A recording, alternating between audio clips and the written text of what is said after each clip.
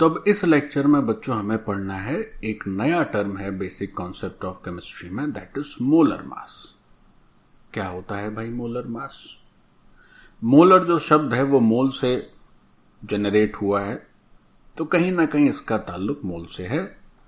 क्या होता है मोलर मास जरा समझते हैं, है ना? ये भी बड़ा आसान है ये मोलर मास। ओके, तो जरा देखें कि भाई क्या है ये molar mass.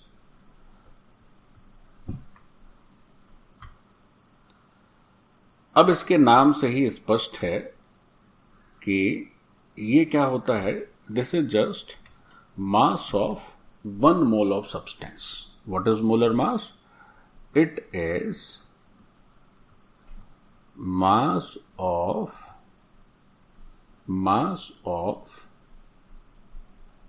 1 mole of a substance. So this is called a molar mass. This is called molar mass. अच्छा, अब अगर आपको पीछे के लेक्चर्स कुछ याद हैं सीरीज के या इस चैप्टर के, तो मास ऑफ 1 मोल, अगर मास ऑफ 1 मोल ये जो टर्म आ रहा है, तो मास ऑफ 1 मोल को कुछ कुछ और तरीके से भी हम लोगों ने इंटरप्रेट किया है पीछे। तो जरा देखें क्या होता है, जरा समझें बात को। तो कुछ रियल लाइफ एग्जाम्पल से समझते हैं तो बात थोड़ी सी ज्यादा समझ आएगी, है ना? तो बात जो है थोड़ी सी ज्यादा समझ आएगी। जरा गौर करिए। हम क्या करते हैं कि सबसे पहले एक एटम से समझते हैं, फिर एक मॉलिक्यूल से समझेंगे, है ना? तो दोनों से चीजें स्पष्ट हो जाएंगी। तो लेट्स से कि कंसीडर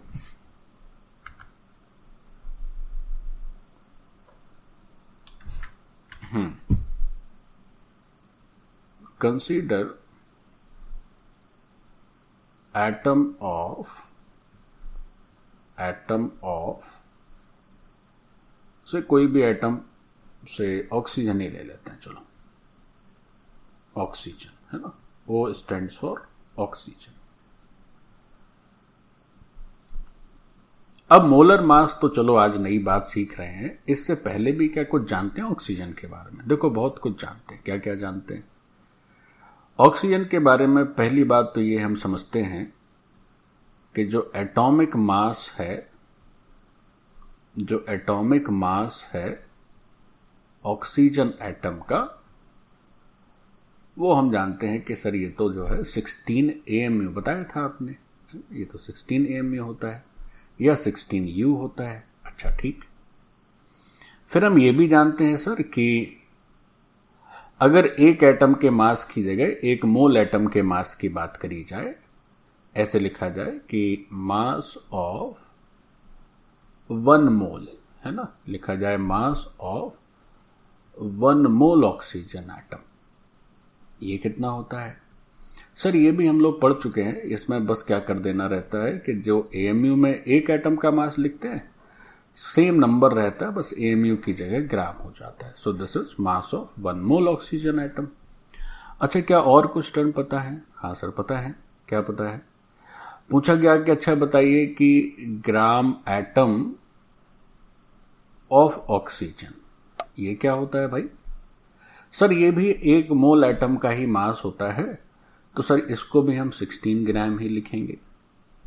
अच्छा, और क्या पता है? चलो जरा ग्राम एटॉमिक मास बताओ, ऑक्सीजन का, ये क्या होता है? सर ये भी वही होता है जो ऊपर लिखते चले आ रहे हैं, 1 मोल एटम का मास ही ग्राम एटॉमिक मास होता है।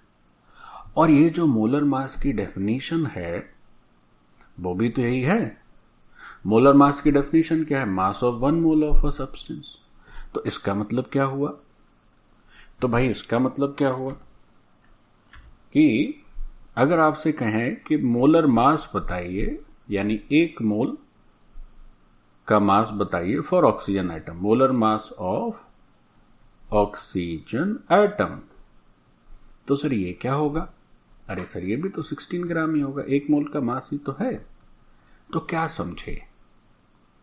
ये बात समझ आई कि किसी भी एटम का जो ग्राम एटम है या जो उसका ग्राम एटॉमिक मास है वही उसका मोलर मास है, या किसी एटम का जो मोलर मास है वही उसके लिए ग्राम एटम है और वही उसके लिए ग्राम एटॉमिक मास है, वही उसके एक मोल एटम का मास है। So all these things are perfectly similar. तो हमें एक एटम के लिए क्या कंक्लूड करना चाहिए, है ना?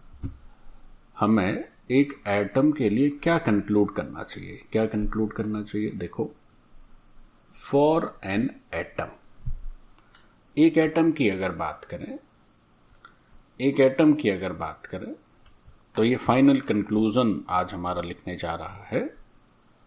तो क्या कंक्लूजन है? कंक्लूजन ये है कि mass of 1 mole atom, this is equal to gram atom, this is equal to gram atomic mass, and this is equal to molar mass, and this is equal to molar mass. So this is the final conclusion about an atom.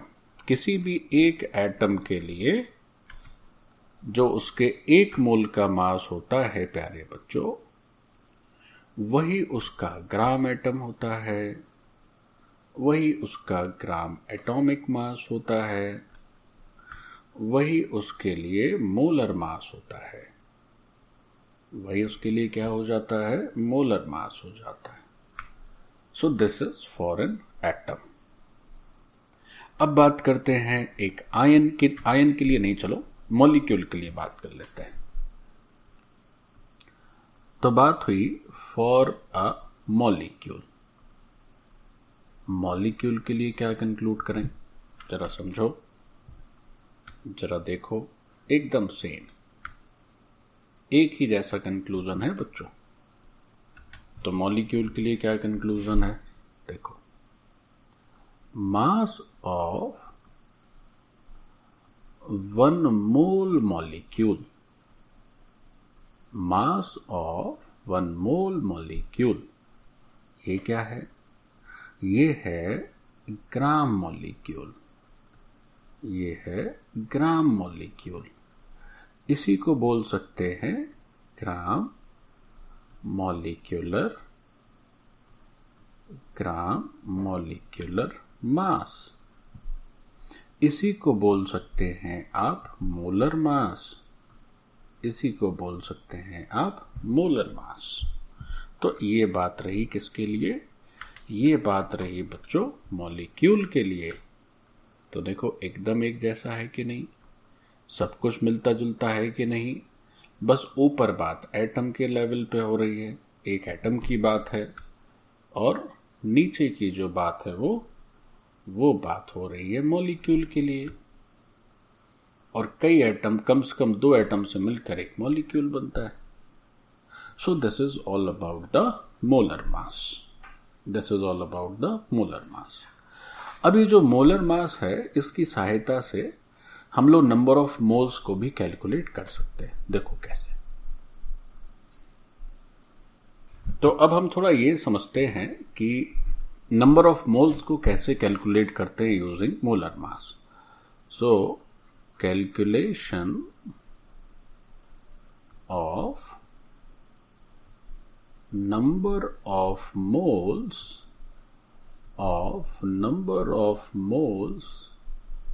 using molar mass, देखो, एक पहले छोटा सा question करेंगे, फिर जब वो question से बात बन जाएगी तो फिर उसी को हम लोग एक फॉर्मूले की तरह भी याद रखेंगे। और वो फॉर्मूला बहुत ही एलिमेंट्री और बेसिक फॉर्मूला होता है प्यारे बच्चों, जो हमें बहुत आगे काम आने वाला है। लेकिन उस फॉर्मूले की जो जड़ है वो क्या है, तो लेट्स सी। एक छोटा सा क्वेश्चन करते हैं, सिंपल सा क्वेश्चन रहेगा, और फिर देखते हैं कि उससे क्या फॉर्मूला जनरेट होता है। क्वेश्चन लिखा गया कि find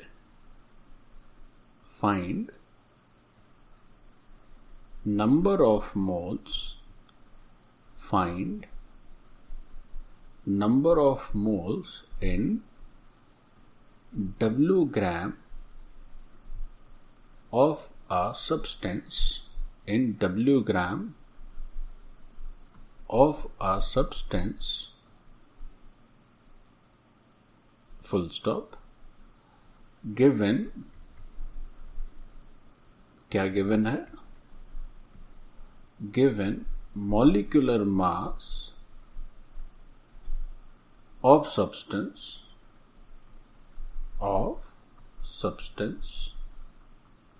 this is equal to m, molecular mass of the substance is m, ऐसे दिया हुआ है। तो चलो करते हैं क्या होता है, देखते हैं क्या होता है इस क्वेश्चन में। देखो, क्वेश्चन में पूछा ये है कि कोई एक सब्सटेंस है जिसका मॉलिक्यूलर मास दे दिया m। अब अगर मॉलिक्यूलर मास m दे दिया तो इसका मतलब समझना चाहिए हमें, क्या समझना चाहिए। देखो, मॉलिक्यूलर मास का अर्थ होता है बच्चों, भले ही उसमें कोई यूनिट नहीं लिखा है, जानबूझ के मैंने नहीं लिखा है, तो अगर मॉलिक्यूलर मास m लिखा है तो यूनिट लिखा हो ना लिखा हो, ये बाय डिफॉल्ट समझना चाहिए कि चूंकि molecular mass is for one molecule, तो ये निश्चित तौर पर AMU है। अच्छा, तो ये देख के फिर ये भी समझ आना चाहिए कि अगर ये मॉलिक्यूलर मास है तो अगर मोलर मास की बात करें तो वही m ही रहेगा, बट वो ग्राम हो जाएगा। चलो, अच्छी बात हो गई। तो मोलर मास का मतलब क्या हुआ, मास ऑफ 1 मोल, है ना। Mass of 1 mole is m ग्राम। तो पूछ रहे हैं कि भाई W ग्राम में कितने नंबर ऑफ मोल्स होंगे। देखो, बहुत आसान, कैसे। अगर हम कहें कि क्वेश्चन में दी गई जानकारी के अकॉर्डिंगली अगर m ग्राम जो है that is what, that is mass of 1 mole substance, है ना। क्या है बच्चों, मास ऑफ 1 मोल सब्सटेंस। तो अगर m ग्राम 1 मोल का मास है तो जरा बताइए कि 1 ग्राम कितने मोल का मास होगा। Simple mathematics. तो आप कहेंगे सर ये हो जाएगा mass of 1/m mole substance. तो W ग्राम कितने मोल का मास होगा, तो आप कहेंगे सर ये हो जाएगा W से मल्टीप्लाई कर दीजिए, तो W/m मोल सब्सटेंस। m ग्राम मतलब 1 मोल है, तो 1 ग्राम 1/m मोल, तो W ग्राम W/m मोल। तो हमें क्या बताना था, हमें यही तो बताना था कि कितने नंबर ऑफ मोल्स होंगे इतने ग्राम ऑफ सब्सटेंस में। तो हमारा परिणाम आ चुका है, हमारा उत्तर आ गया है। हमारा उत्तर आया कि सर हमारा जो W ग्राम है it means W/m moles, it means W/m moles। तो नंबर ऑफ मोल्स कैसे निकले बच्चों, क्या कोई इसका हम एक जनरलाइज्ड फॉर्मूला बना सकते हैं? बिल्कुल। Numerator is mass of the substance. If it is given, you divide this mass of the substance by the molar mass. You divide this mass of the substance by the molar mass. ये m क्या है, molar mass ही तो है। m क्या है, molar mass ही तो है। तो क्या मिल जाएगा आपको, तो आपके हाथ में तुरंत ही आ जाएंगे कि नंबर ऑफ मोल्स कितने हैं, नंबर ऑफ मोल्स कितने हैं। तो देखो, इसको एक हम फॉर्मूले की तरह लिख देते हैं जिसको हमें याद भी रखना चाहिए। तो अगर नंबर ऑफ मोल्स का फॉर्मूला लिखना हो तो कैसे लिखा जाएगा, नंबर ऑफ मोल्स। तो नंबर ऑफ मोल्स का फॉर्मूला हो जाएगा बच्चों, गिवन मास, और मास किस में होना चाहिए, ग्राम में होना चाहिए। क्यों ऐसा बोला जा रहा है? ऐसा इसलिए बोला जा रहा है क्योंकि ये जो नीचे अपना मोलर मास आता है वो भी तो बच्चों ग्राम में ही होता है ना, डिवाइडेड बाई, और ये भी रहता है बच्चों ग्राम में। So this is your required formula to calculate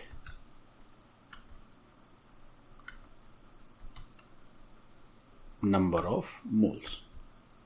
इसको यूज करके हम लोग नंबर ऑफ मोल्स बता पाते हैं। तो क्या करना है, जो भी मास दिया हुआ है किसी भी सब्सटेंस का, उसको क्या करिए कि उसके मोलर मास से डिवाइड कर दीजिए। अब वो सब्सटेंस बच्चों अगर एटम के फॉर्म में दिया है तो आप एटम के हिसाब से मोलर मास लिखें, मॉलिक्यूल के टर्म में दिया है तो आप अकॉर्डिंगली मॉलिक्यूल उसका मोलर मास लिखें। दोनों ही परिस्थितियों में you will get correct answer. क्या करते हैं बच्चों कि ये जो नंबर ऑफ मोल्स सीखें आज कैलकुलेट करना, वैसे तो इससे रिलेटेड क्वेश्चंस आगे के लेक्चर में हम लोग काफ़ी डिटेल में करेंगे, कुछ और भी जानकारी की आवश्यकता है, लेकिन केवल इतनी सी बात मास बाई मोलर मास से भी काम थोड़ा सा चल सकता है, कुछ इनिशिएट कर सकते हैं question. So let's do some very very elementary type of question. So the question is calculate number of moles, calculate number of moles, number of moles बताने हैं। तो मैं 2-3 दे रहा हूं, आपको सॉल्व करना है। पहला से बोला गया से 54 gram of water H2O, so the first.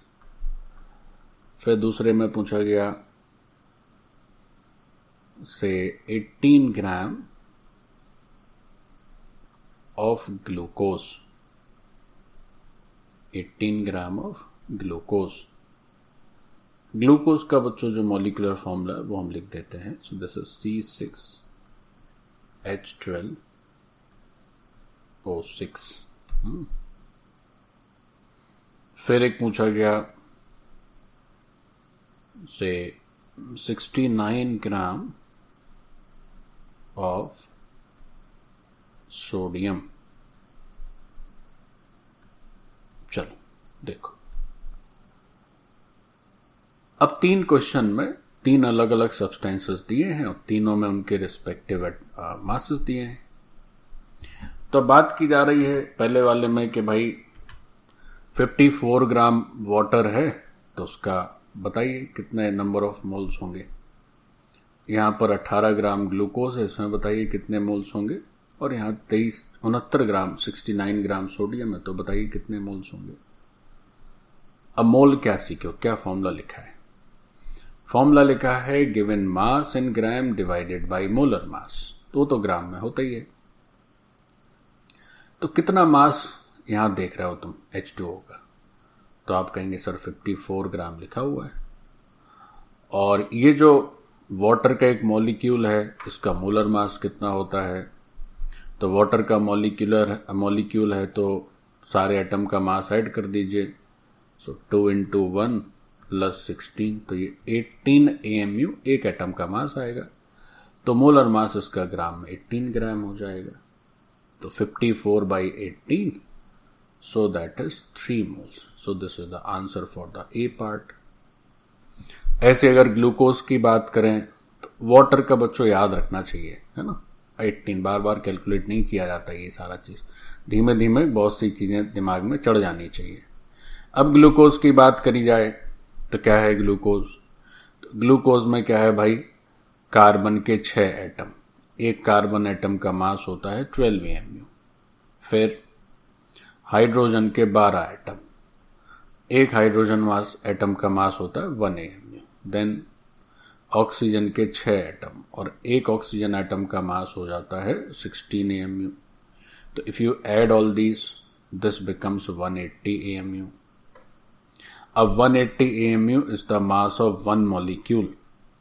तो मोलर मास क्या हो जाएगा, अभी तक क्या सीखे, तो क्या फॉर्मूला होता है भाई, ऊपर रहता है mass, given mass, and denominator is the molar मास।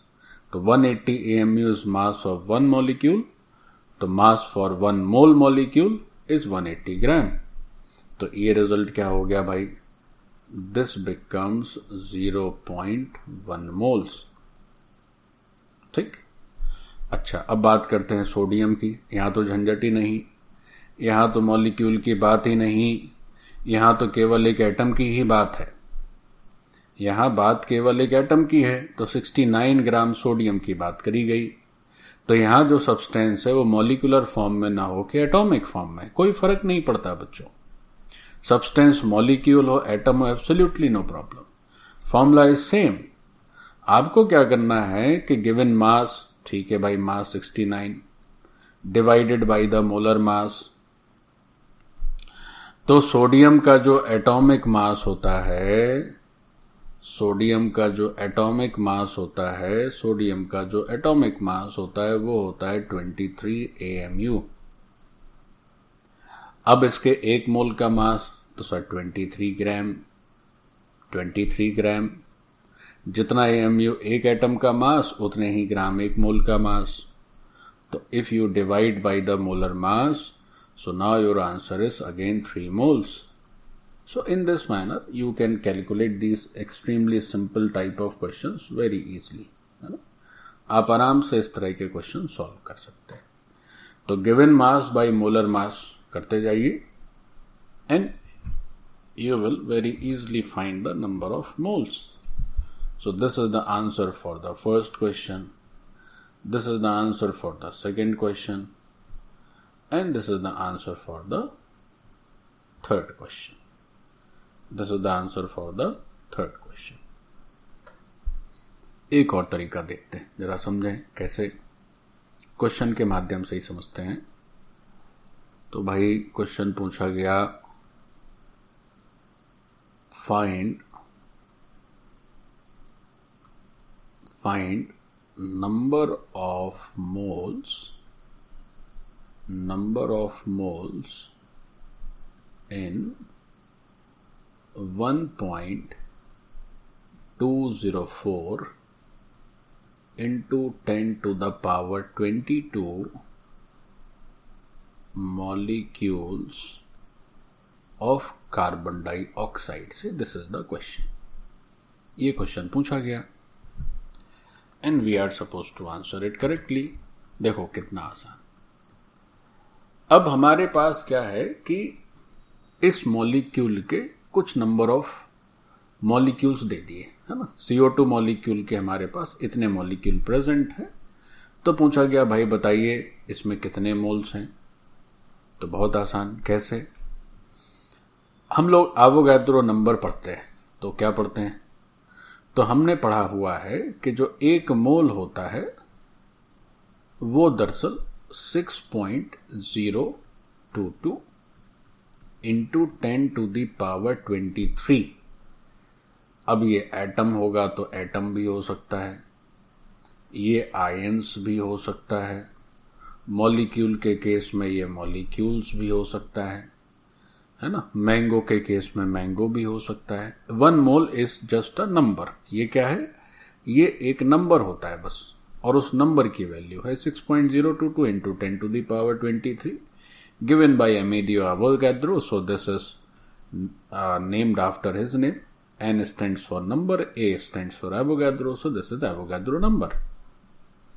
अब पूछा गया कि भाई इतने मॉलिक्यूल हैं तुम्हारे पास, तो बताओ कितने मोल हुए।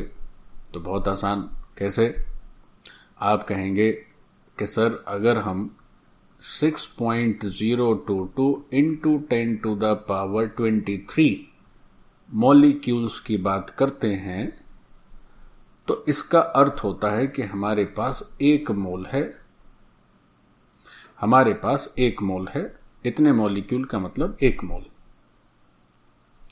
तो फिर ये जो 1.204 into 10 to the power 22 molecule है, तो इसका मतलब भाई कितने मोल।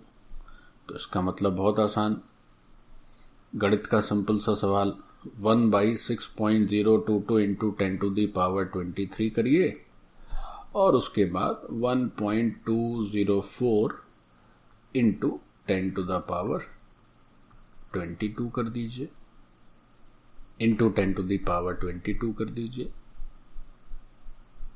तब क्या होगा? तब होगा ये कि अच्छा ये 22 है, ये अगर 22 है बच्चों, तो जब आप सॉल्व करेंगे तो लगभग इसका जो आंसर आएगा वो क्या आ जाएगा? ये तो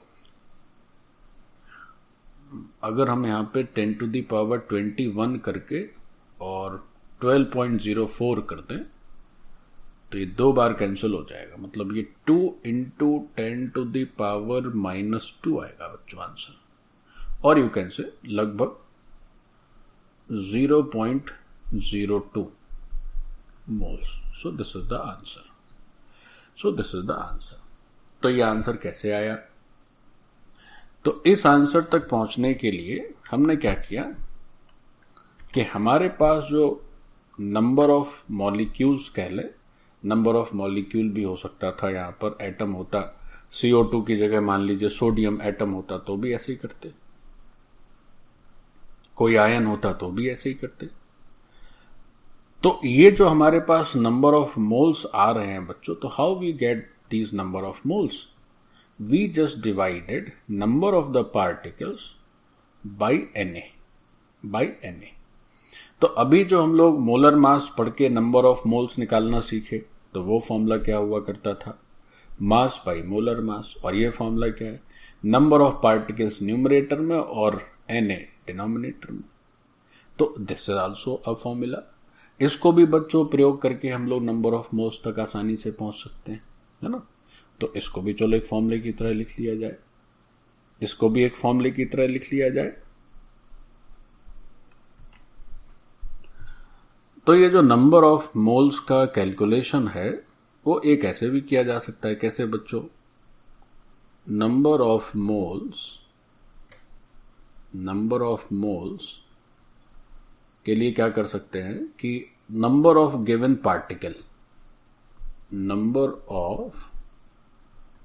पार्टिकल्स दिए हैं प्यारे बच्चों। हाँ, तो अगर नंबर ऑफ पार्टिकल्स कहीं दे दिए और पूछा कि नंबर ऑफ मोल्स बताइए, तो बहुत आसान, क्या करना है? उन नंबर ऑफ पार्टिकल्स को आपको Na से डिवाइड कर देना है। That's it. बस इतना करते ही क्या होगा कि तुम्हारे हाथ में नंबर ऑफ मोल्स आ जाएंगे। तो नंबर ऑफ मोल्स कैलकुलेट करने का एक तो फॉर्मूला वो मोलर मास की सहायता से सीखे, और उसी तरह से क्या है कि एक फॉर्मूला ये हो गया कि number of given particles divided by Na। So this is also number of moles.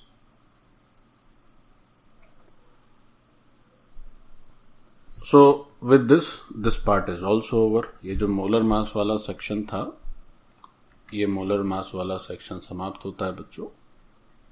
Thank you.